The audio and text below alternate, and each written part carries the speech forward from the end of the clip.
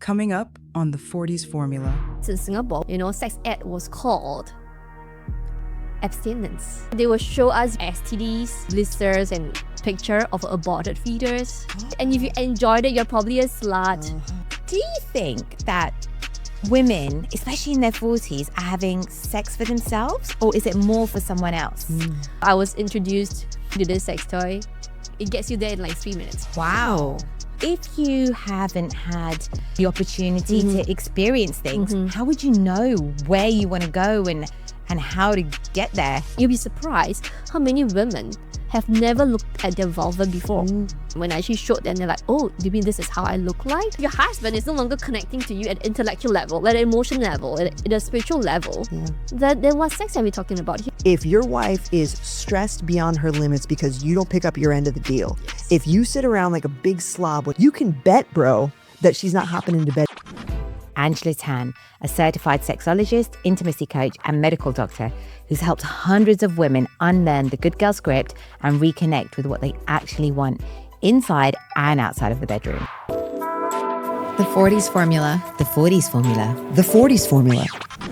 Hosted by Jasmin, Dhillon, integrated health strategist specializing in gut health, hormones, and midlife well-being. And Amanda Lim, director of Lift Clinic and a leading expert in female strength and metabolism. Named one of CNA's top podcasts and a finalist for Best Health and Wellness Podcast. The Forties Formula is your no-fluff, science meets real-life guide to thriving in your 40s. And today we're having that conversation, the one so many of us have tiptoed around for far too long. We're talking sex, shame, pleasure, and all the things we were never really taught, especially now in our 40s when our bodies, minds, and relationships are shifting in ways that no one prepared us for. Our guest today is Dr. Angela Tan, a certified sexologist, intimacy coach, and medical doctor who's helped hundreds of women unlearn the good girl script and reconnect with what they actually want inside and outside of the bedroom.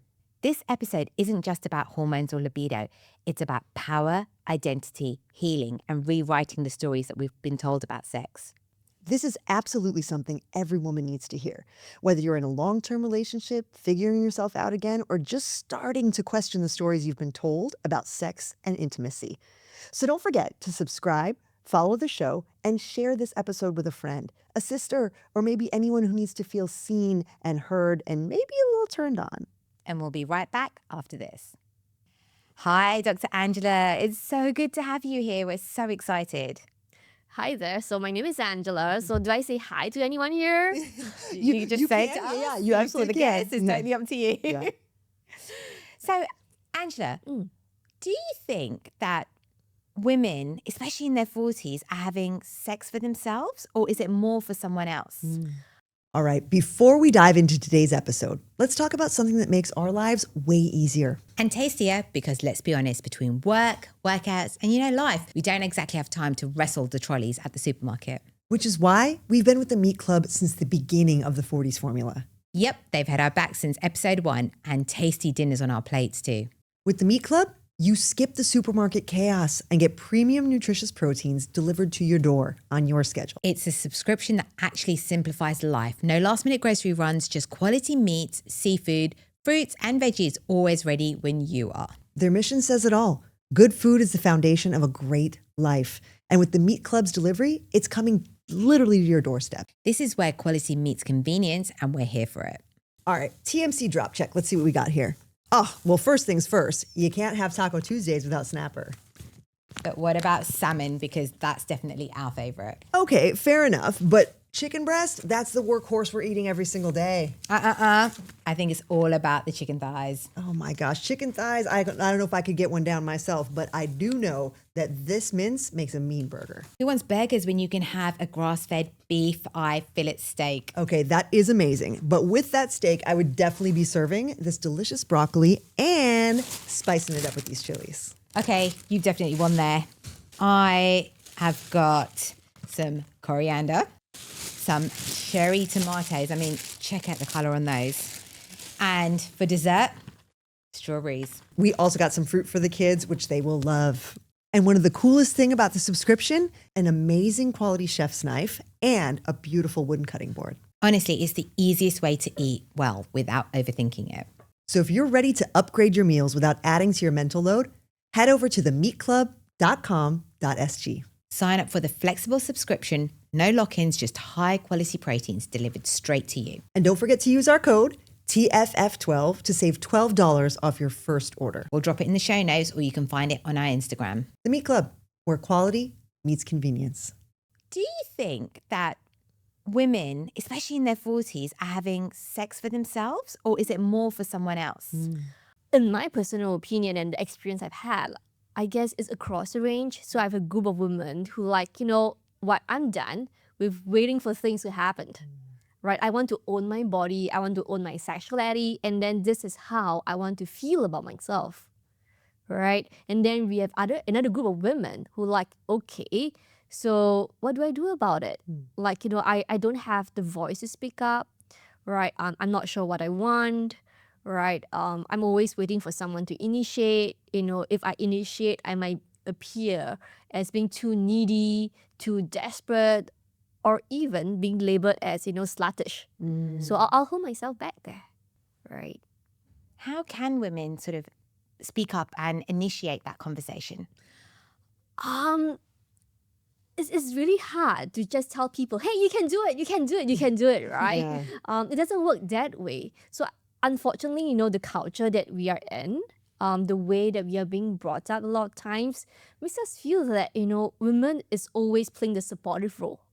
We can't be too domineering, too demanding, because that's not what the characteristic of a good woman is, right? So we can't just tell people that, hey, embrace yourself, embrace your body, right? Ask for the sex that you want, okay? It really takes a stepwise approach to tell women, hey, you know what? You can be yourself. You can be who you want to be, and not putting sex as right at the first thing. I think about it in a way that I feel like women who are Gen Z kind of have this ability to get out there and ask for what they want. And then you have the millennials who have been brought up almost in a different era. It Yeah. feels like a different era 100% completely. different era. And just understanding what we want. How do we even begin to get down that road? Because if you haven't had the ability or the opportunity to experience things, how would you know where you want to go and how to get there in terms of your sexual satisfaction? Exactly. So I have worked with couples, who came in to help to revive their passion. And then when I sit down with them and ask, so what turns you on? And then I get this blank look. Yeah. Right? Isn't it supposed you do your foreplay, you do your hugs and your kisses, your caresses, you strip, and then that's it. And that's it. Right? So when I start, probing and suggesting, then you start to see the facial expressions. Sometimes it's like that. Sometimes you get a shocked face, and sometimes you go what? What is that? And sometimes a bit of a disgust or something like that. So that's how we kind of expose the women that we work with to look at, hey, maybe there's something for you to explore. Okay, maybe that's too much for you. Let's put it aside, right? But the moment they realize that, hey, the sexual repertoire is huge. And that's when they start thinking, right? So instead of just going to the same shop over and over again and buying the same set of clothes, now we have a buffet of clothes. Oh man, now we're going back to clothes. You know what I do?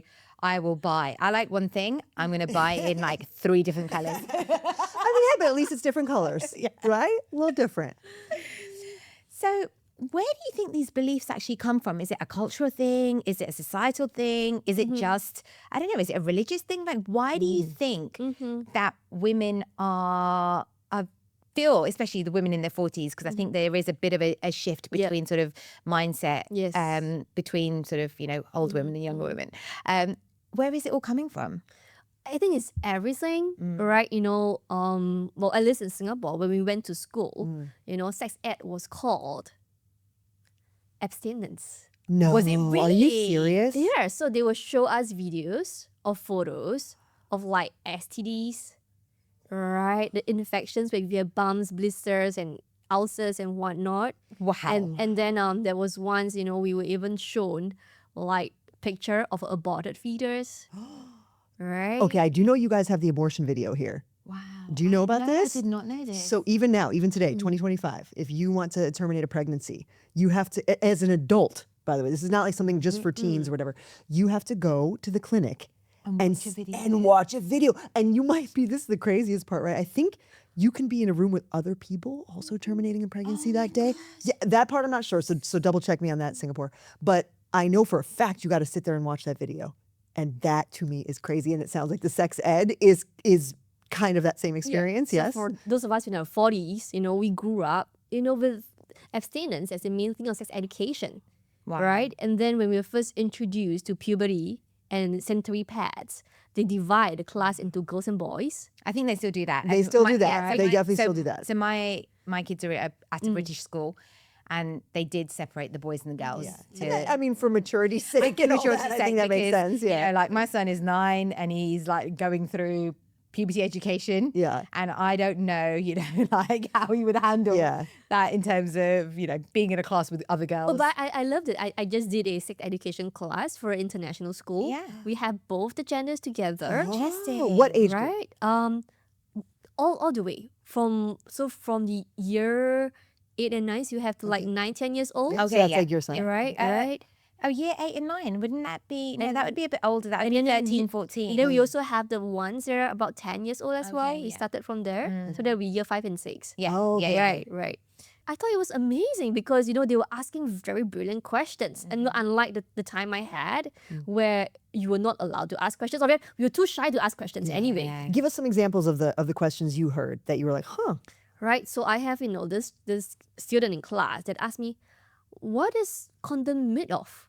Oh, interesting. That's a good Right. question. It's a great question. Right. I mean, I thought it was great. Yeah. And then this other kid who has no idea what porn is wanted to know what exactly is porn because, when I said porn, right, the rest of the class was giggling. Yeah. Right? And then there was this girl that asked, is the first time really painful?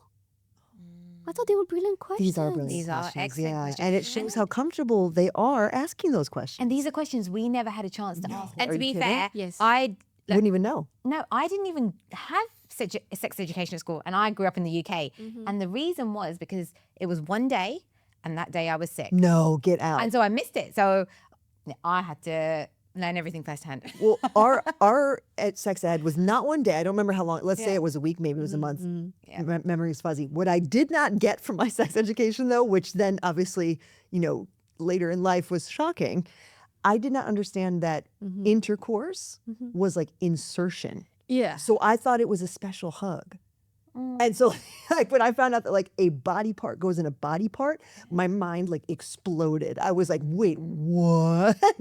And that like, not to be, but I mean, hey, it's an explicit podcast. Yeah. Like that the female is like the receiver one. I was like, oh, because like a special hug doesn't really make it clear. Yeah, no, it doesn't. Yeah. So like it was like, like something's gonna go inside me. Like that was, and I was It probably is scary because super scary. in the drama series that I used to watch as a kid, Yeah. they will have this scene where, a newly married couple, right? They will do their thing. Yeah. And then the next morning, the sheets will have blood stains on it. Oh yeah. They do the super dramatization, right? Right.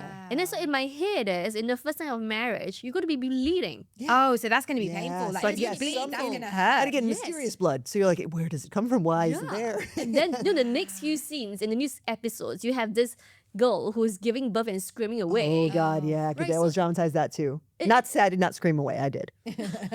So in our heads, growing up with all these things, it was like sex is painful, giving birth is painful, right? It's going to be uncomfortable. You're not going to enjoy it. You're not going to enjoy it. And if you enjoyed it, you're probably a slut. Right? Because that's where this shows, the girls who go out clubbing and had lots of fun and they end up getting drunk and drug and rape, Yeah. right? In those shows, Yeah. right? And then when we talk about it in school, it's always hush hush, Yeah. Yeah. right? And then for boys in boys' schools, it was really interesting. What I heard was some of them were very entrepreneurial, and then they copied the tapes and sell it in school. Oh, like the porn tapes? This is obviously in our day, like the youth when we were youth. Yes, Yeah, yes, yeah, when we yeah, were yeah, young. Yeah, yeah, yeah. tapes, right? Oh, wow. I mean, props to them. Yeah. Yeah, there. So this is the sex education that we had, right? Yeah. And then the teacher's not going to answer you anything. Yeah. Parents were like, oh, you can wait until you're an adult, then you will know about it. Yeah. Right? And young kids shouldn't know. So like with all this in our head, we start to question, what is really sex? Is sex for people who are wild, who are like bad, who are delinquents, right? And then if you're a good girl, right, therefore you must be very prim and proper. You cannot express your desire, right? And you cannot tell people that you enjoyed sex. And so then if we look at women who now, like fast forward to, women who are top of their career and confident and know what they want in their life, how does that reflect in the bedroom? Do you find that then these are the women who are holding back because, everything is proper and, done the right way? Do you feel I do that. I see that a lot, right? Because, when you have climbed the success ladder and you build this perfect image of who you are, right? And then if you're going to allow something to taint your image, that's not going to work. No. You're going to be like so particular, like, okay, I need to keep myself prim and proper, right? Even if I have sex, it's because, it's an obligation because this is how marriages work, right? And because, I want to conceive and I'm going to have kids, okay? And it's never about I'm letting myself loose to enjoy myself, right? So I did a women's program over 2 days. I was during COVID time, so it was online. We did a very simple exercise where we got women to appreciate their bodies. So we started with the hands, something very generic. And then as you move on to the genitals and the breast, and then people start getting very emotional about it, right? Because they realize that they haven't really noticed this body parts of theirs. It has always been like just biological. Yeah. They never had a relationship with this body parts. They never truly embraced who they are as a full woman. It was always very functional. Like, so breasts were for feeding. And, Yes. wow. Like, for your husband to grow up. Right? Yes. Wow. So what would you say then to women who like that, might not have ever explored their bodies before and might feel like, what, it's too late now. I've just, gone my whole life satisfying my husband, doing this as an obligation, like you said, because I'm married. Is there any way they can come back from that and actually make it so it's about them and they can enjoy that experience as well? Of course, totally, right? I mean, that's why we're having this conversation, Yeah. right? It's going to be hard at the start. So I would say, if you're going to start to reconnect with your body, right? Don't start with the parts that you're going to have the most resistance to, right? So if the genitals are just too much, don't have to go there first, right? So sometimes I do a guided mirror exercise with my clients where we just simply sit in front of the mirror. Like, Come. are you nude? Not yet. Okay. Not yet. 'Cause Not yet. I was like, I think that's awesome. You're just like sitting there with like your blazer and your dress, and she's just like straight nude. No, well, okay, so we sit in front of the mirror. Yeah, we Okay. get there, right? Oh, so you do get You do get there. I mean, that will be their personal homework. Yeah. That I'll give them time and okay, space so, to do. Okay. so So you're lesson not one. there. Yeah. But I do that with my clients who have painful intercourse, and that's when I need to do an internal examination. I actually do it with the mirror. All right. So I show them this is like the anatomy, and then you'll be surprised how many women have never looked at their vulva before. Right. And it was the first time when I actually showed them, they're like, oh, do you mean this is how I look like? Yeah. Yeah. So it's pretty mind blowing. I know when you start on this journey of helping women find themselves, then you realize that there were so many gaps. Yeah. So the first thing that I usually do is to get people to sit in front of the mirror, look at just the body parts that are exposed. How do you feel about it? Is it positive? Is it negative? Is it neutral? Why? Right? What's the story behind each body part? Right? What about this body part can you appreciate?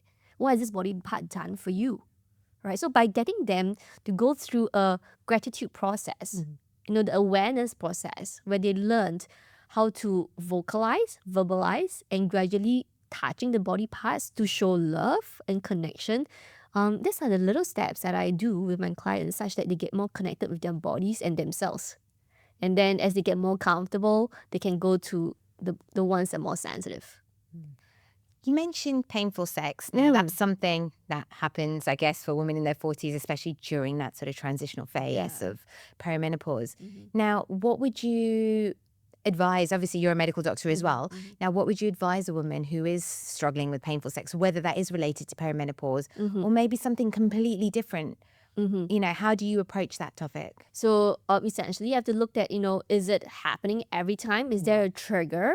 Is it just purely dryness? So for some women, it's just purely dryness. And then we're like, okay, let's just make sure you have your lube, right? There are daily moisturizers, daily vagina gel stick that's available that you can do to add in hyaluronic acid to the insides. No end to what hyaluronic acid can do, man. you For know, the like- face, for the down below. I mean, I have it in my collagen. I have it in right now. And I was like, dang, okay. All right. No. It's like my collagen has hyaluronic acid and vitamin C. It's like, Yes, it's a perfect formula that you need. Yeah. right? Exactly. Also, sometimes if it's just pure dryness, that will do the trick, right? But sometimes it's more than that, right? What else could it be? Because I have worked with women who have birth traumas, Oh, yeah, Of girl. course. right? So there's a group that, we might miss because they have had kids 20 years ago and everything seems to be fine, but they have been enduring it. Yeah. It's just that when perimenopausal comes up, it becomes even more apparent. Yeah. And then I have women with undiagnosed endometriosis that, seems to get worse at a certain point in time and then worsened by the menopausal symptoms as well. And then it comes in, right? So a lot of times there might be other things that we be missing out, right? And of course, there's a relationship component, right? And then sometimes, I'm not sure whether, the women here notice like the longer you're married to somebody, the more flaws you seem to be seeing from the person, Well, I'm coming up to 17 years. Yeah. So. right? But sometimes all this resentment builds up and we never talked about it because it's always so much easier to sweep it under the carpet and say, look, that's a small thing, let me let it go. Let me let it go. But it doesn't, right? And over time, the intimacy and the connection with a partner actually dwindles, right? And then that can account for the reduce of arousal, right? And that can cause painful sex as well. Since day one, Guzmani Gomez has been on a mission, make fast food actually fabulous. Because let's be real, why should fast food mean fake food? At GYG, everything is 100% clean. That means no weird preservatives, no artificial nasties, no mystery colors, just the freshest, tastiest ingredients. We're talking avocados and tomatoes that are flown in daily from Australia and their famous chipotle fries, real potatoes, skin on, tossed in their secret spice mix. Warning, once you try them, you're hooked. And moms, listen up. This September, Sundays just got a whole big glow up. Kids eat free. Order any regular main through the GYG app, and your little foodies can get a burrito, quesadilla, or nachos, plus fries and a drink. That's fast food that moms can actually say yes to. Find GYG at 22 locations across Singapore. Basically, they're everywhere you need them. And number 23 opens this December. So what are you waiting for? Download the GYG app to get the freshest, drool-worthy deals and make your Sundays taste a whole lot better. I was just reading, I subscribe to this feminist newsletter. I'm probably going to murder her name, so I apologize if this author hears it. Her name is Zon Villanes, like Dawn with a Z. And amazing, it's feminist motherhood.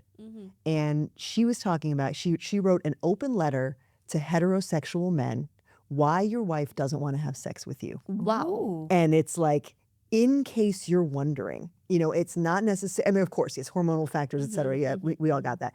But like, it's like, if you don't do shit around the house, if your wife is stressed beyond her limits because you don't pick up your end of the deal, if you sit around like a big slob when she's out there busting her ass in the gym taking care of herself, you can bet, bro, that she's not hopping into bed with you voluntarily. Like if she's doing it, it's because she has to or feels like she has to, in the marital bond, and she probably doesn't love it. Like if you don't uphold your end of the self-care deal, do not be surprised when your wife doesn't love having sex with you. And I think it was a super powerful, I'll forward this to you. Yeah, I'd love it's to so read it. good because she wrote it first as a blog post and then she reframed it as a letter so that you could like literally show it to a heterosexual man and be like, hey, just in case you don't see the writing on the wall, bro.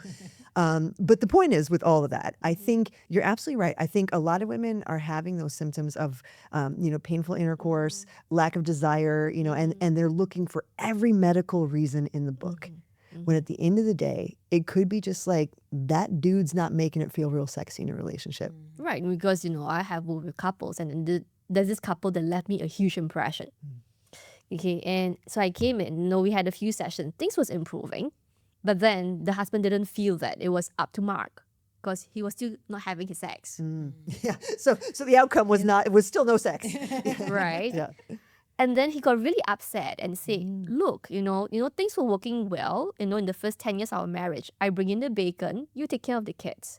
And now you're telling me that my EQ is low and I need to work on my EQ so that we have sex. Oh. Right. What's this about? Okay, Right. because their whole relationship was built a different way. Yeah. Yes. And I guess from his perspective, he's like, well, I've always What been the changed? breadwinner. Yeah. And, things are the same, but things are not the same. Yeah. Yeah. And breadwinning qualifies me for sex.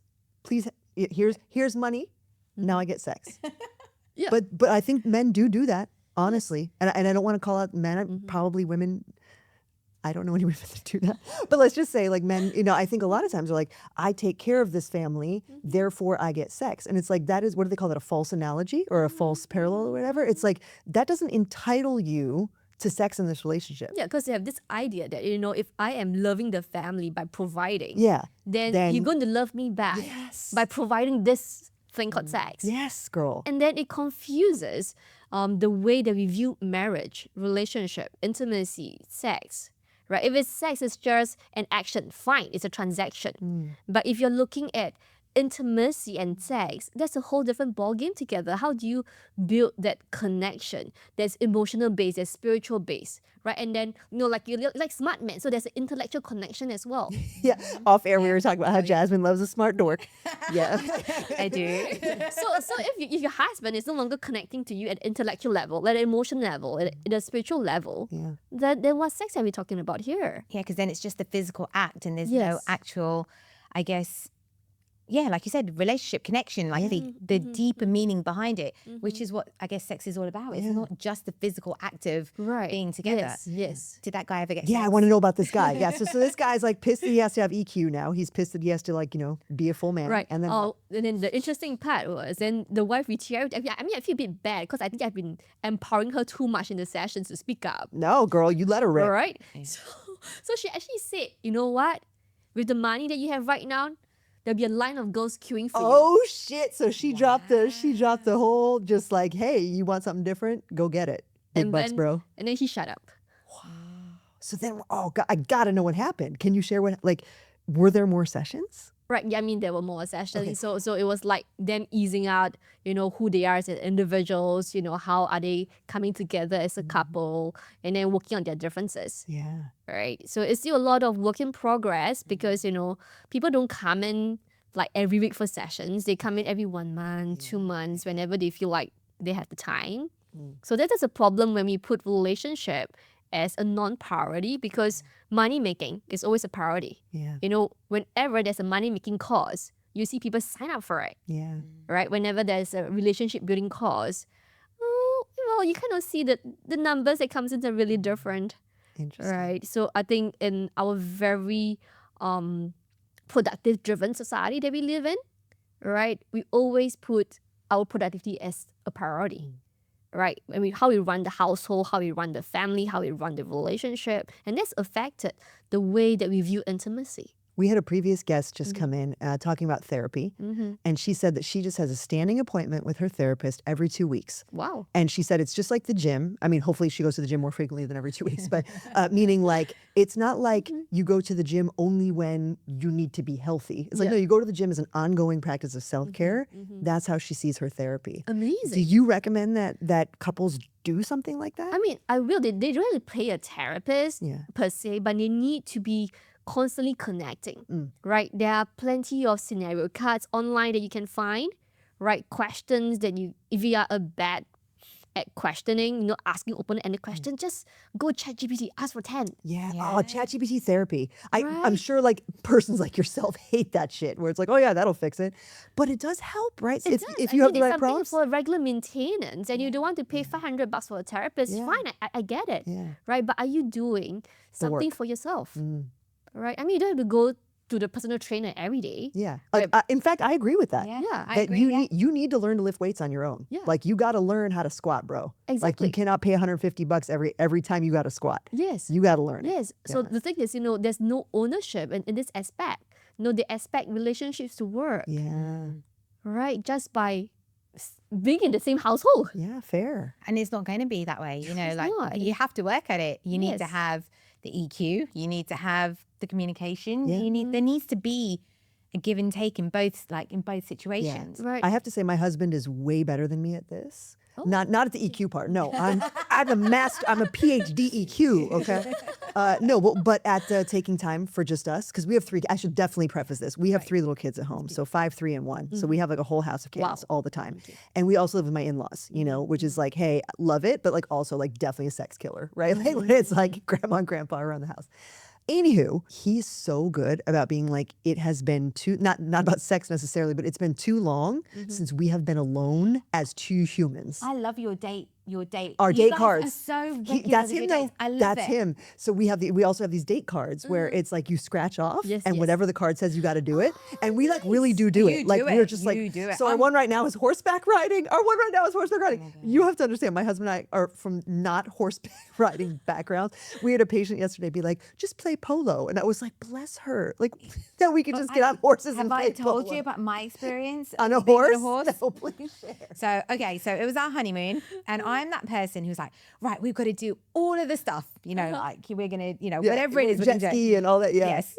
My husband is not. He's like, I just want to chill. I want to read a book, I don't want to do, but I made him do horseback riding. He got the younger horse. I got the race. I don't know what they're called. You know what the racer horse is called? Yeah. Stallions? I don't I know. can't remember. No, I'm The just X. making shit up. But my horse didn't like the fact that the other horse kept overtaking him. So my horse would then Like speed speed up. up.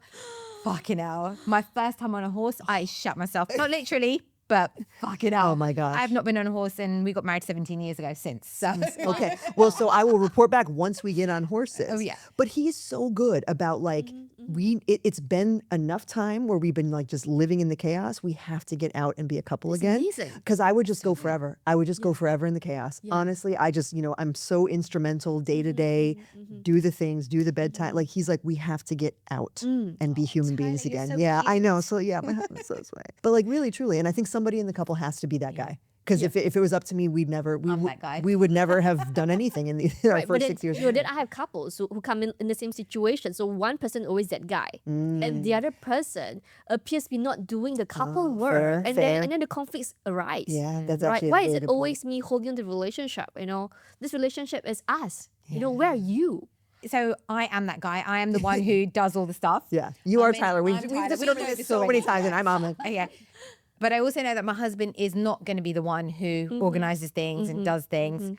And now I have actually realized, well, do you know what? That's him.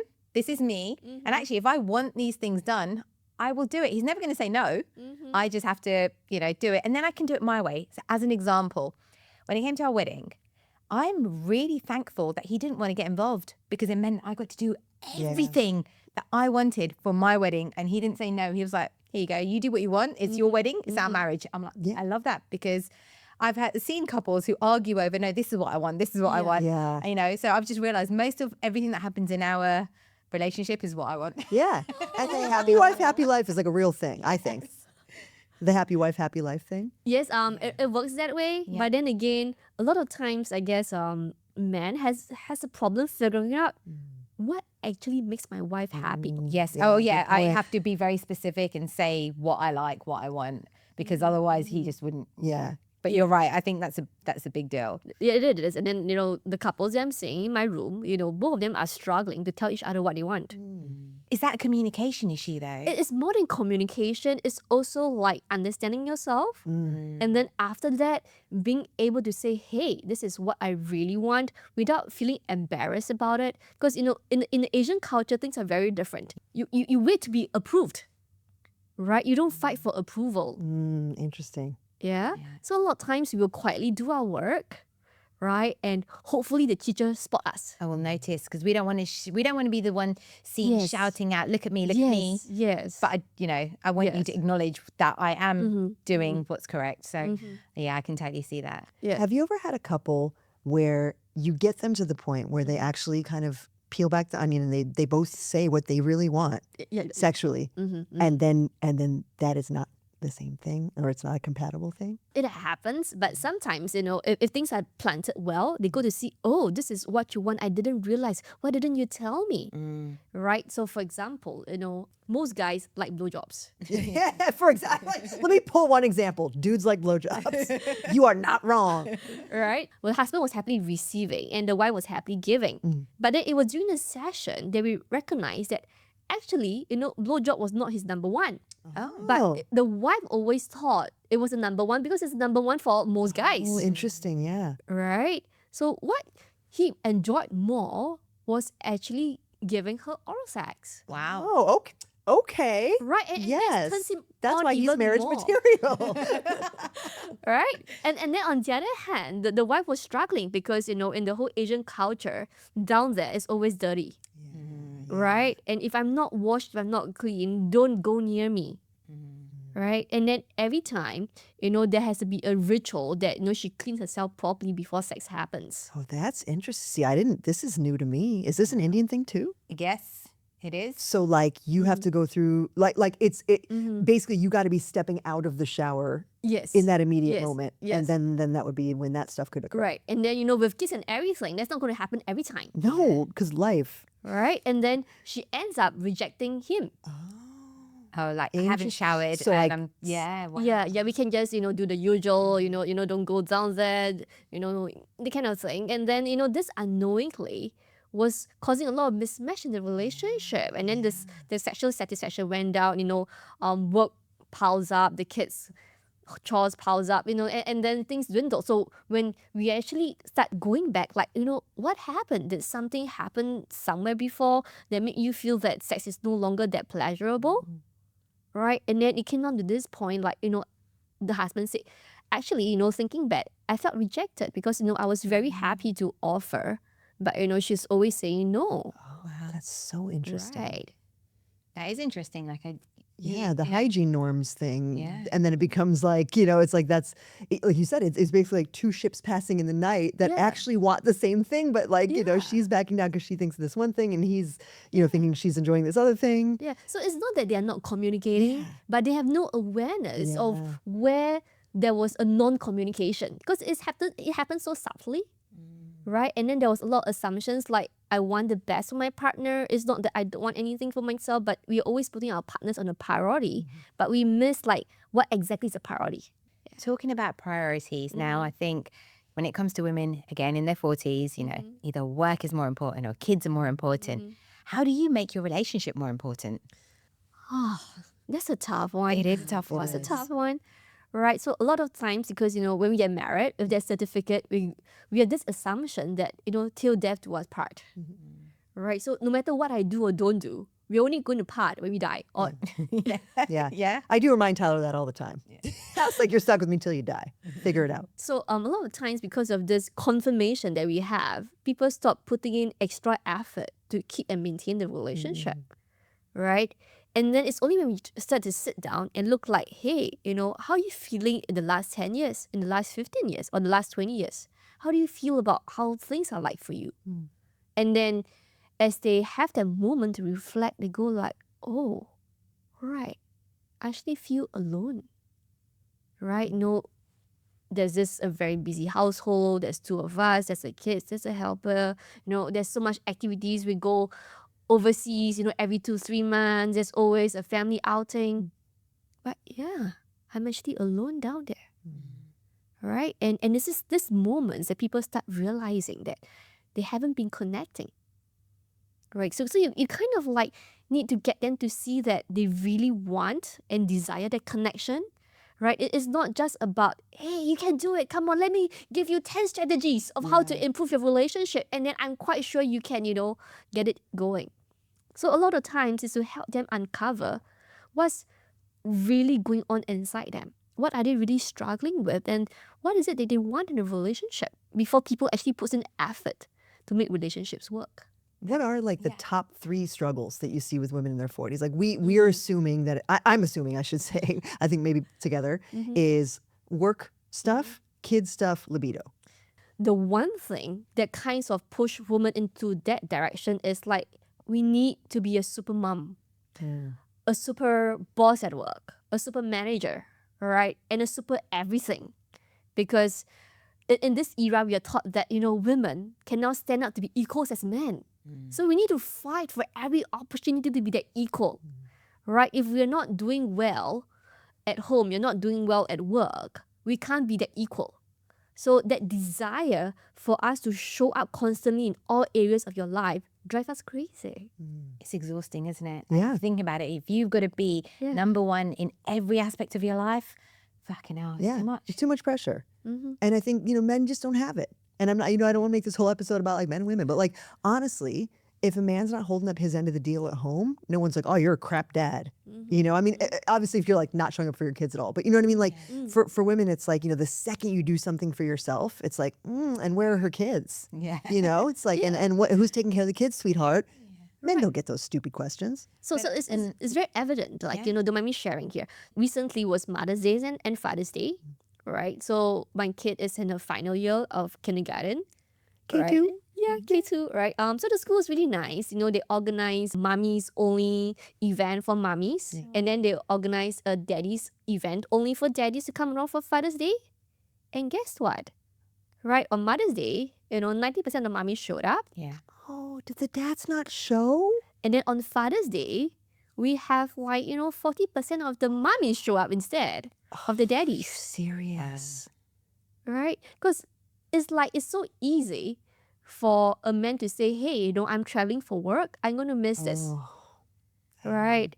But for a mom to say, hey, I need to work, I got to miss this event for my kid, it's too much for us to handle. We just want to be there for all these major milestones of our kids. Yeah. That's so interesting.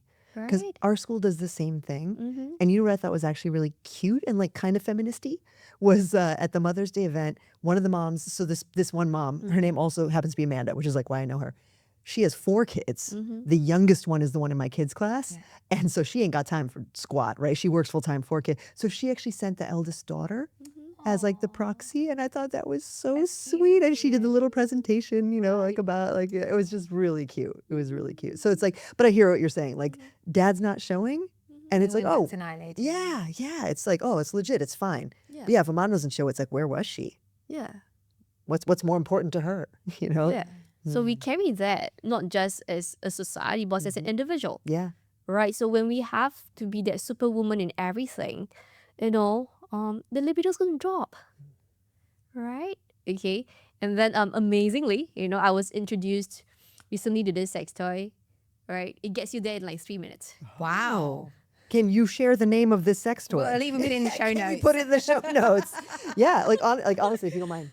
It's an womanizer. It's a third generation one, so they have the 3D width, and it really stimulates the clitoris really well. That super I quick. think If you I have any have it. time, I've heard of it. I was recently at a menopause event. They gave us a womanizer toy. Right. It may be this one. I'm embarrassed to admit I that's haven't the opened the generation box 2 one. yet. Oh, Yeah. I'm so lame. Right.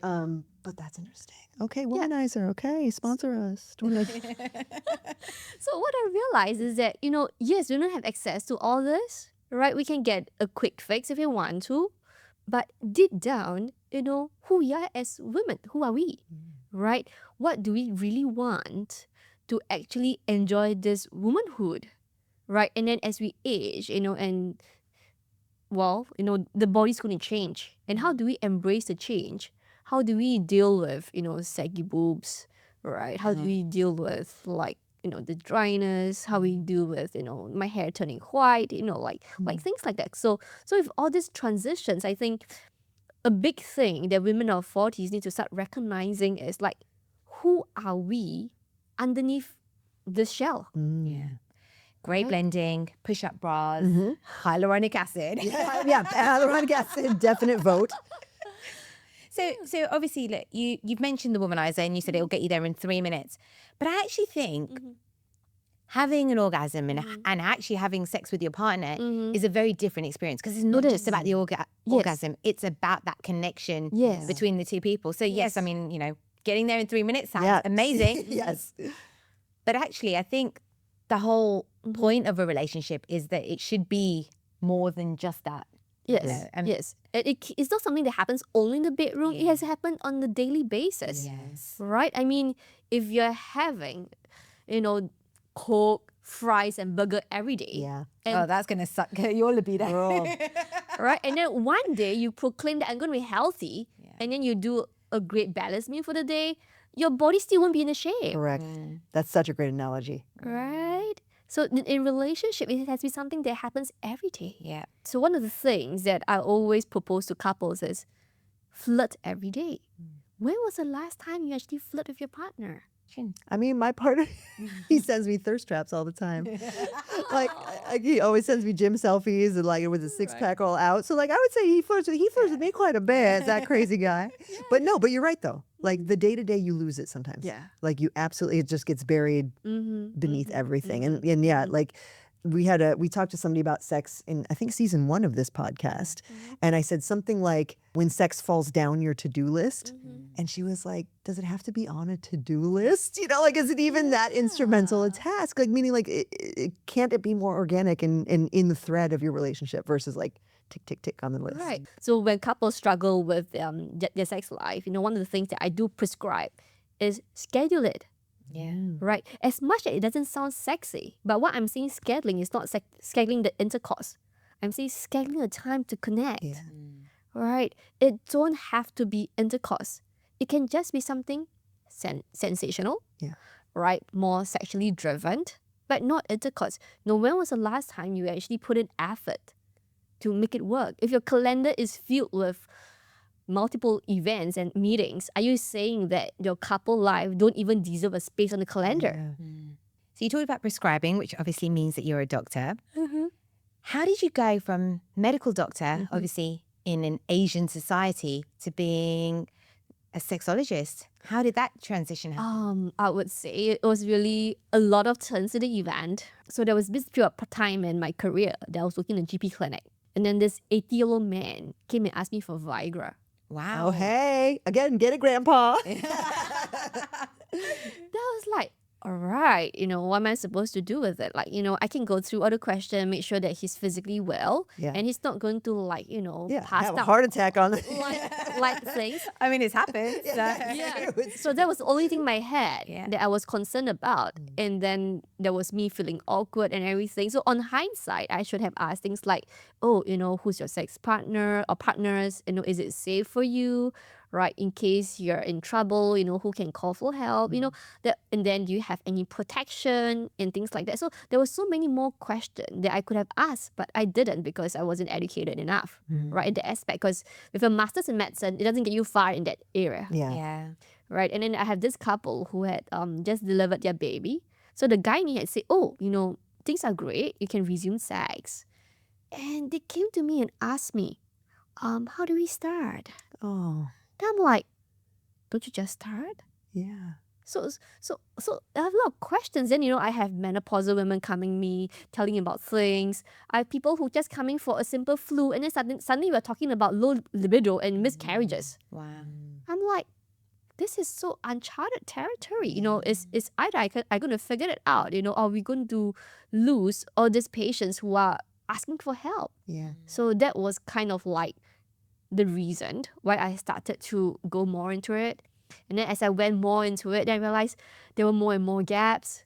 All right. And then I was like, okay, if there's not enough people providing this service, can I do something about it? Can I change things? And that was how I started my journey. Wow. And did that 80-year-old guy get his Viagra? Yeah. Yeah, he did. And he's still with us today. No, I hope he is. I really hope he is.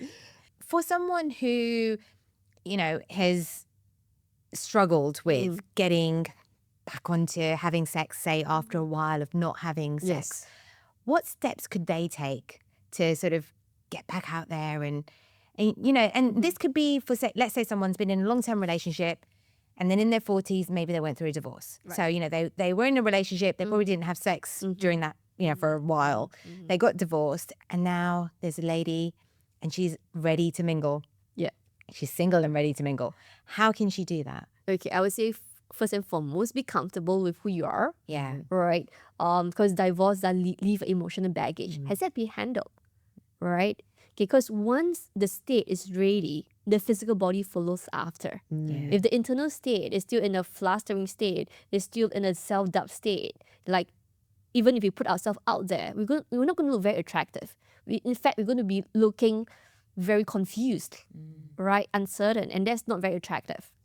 Right. So the moment, a woman is clear, like, oh, this is what I want, I'm ready for it, the body follows. And how to warm up the body, that's the next big question. Yeah. Right. I would suggest, if to try masturbation, getting a sense of how their body feels like being touched. So remember I talked about the appreciation exercise earlier? Yeah. So that can also be brought in this context. Okay. Right. And then if they're concerned about, penetration, what we do is we do dilator therapy, right, where we actually have a gel stick to teach women how they can actually start to receive penetrative sex again. Gel stick. Yeah, so What's that like? And what is that? I don't have a picture, but feel free to put a picture in the video, right? We'll just insert one. Gel stick.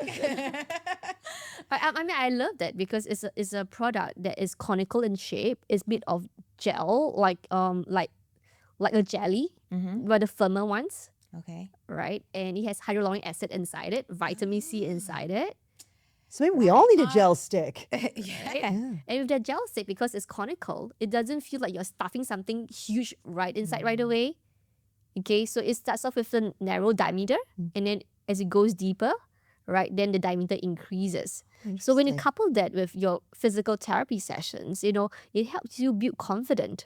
Or like, oh, actually, I'm still working. So is this something that, say, a perimenopausal woman could use if she's, having symptoms of, let's say, low libido or dryness? Is that, or atrophy? I think atrophy happens as well, doesn't it? Yes. So this product was for women who has dryness, right? And sometimes I add estrogen cream as well to improve the whole outcome. Right, so it really depends on what the woman needs. And then if they have other symptoms, we might need to start on hormonal replacement therapy, depending. Right, but if it's just very localized, topical solutions work really good in these cases. How about testosterone? Testosterone is a little bit on the gray at this point in time. Right, so in the Singapore guidelines. Yeah, that was kind of my question. Yeah. Is that I know women in America that are like getting after it because they got on T, but not as widely prescribed here. Yeah. So and it's like you can't get the oh God, what's that term? That pharmacy thing. The compounding. Yeah, compounded. You can't get compounded tea here, right? It has to be the gel. It has to be FDA approved. Correct. The gel. Yeah. So the gel, all right. I mean, this really have to be very personalized, and then you speak to your physician about it. Of course, you might want to find a physician who is either someone who's more open about such things, and then you can explore the risks and the benefits. Yeah, So I happen I to would know a say- guy. but what I will say is, have you observed women getting on testosterone and improving their libido outcomes? I don't have that much of data for myself. Yeah, on that one. Well, we have had so much amazing insight from you today. I feel like, women can take a lot away from this conversation, whether it comes to the emotional side of things, the medical and side of things. But there is one more question we would like to ask, and it is a question we ask all of our guests, and that is, what's your 40s formula? How can women in their 40s really thrive, I guess, sexually, to make sure that they are empowered and confident in this era and during this decade? Don't be afraid to take your space. Yeah. You work for it, you earned it, you deserve it. So take the space. Yeah. Damn right. Get what you want. Yeah. Well, thank you so much, Angela. It has been wonderful having you here. We really appreciate this conversation. Thank you. Thank you for having me. Thank you so much.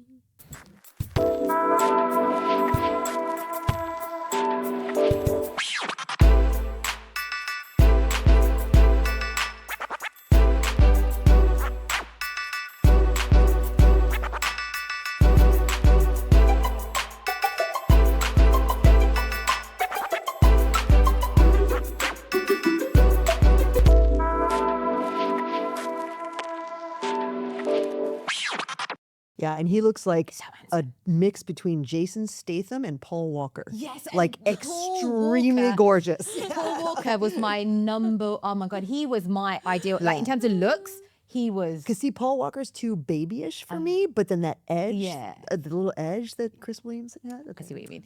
Oh, shut up. Shaz was like, are we doing a podcast today or not as much? Getting warm up. Yeah, warm up. we're already. warm up. Yeah, mics are warm. Mics are hot.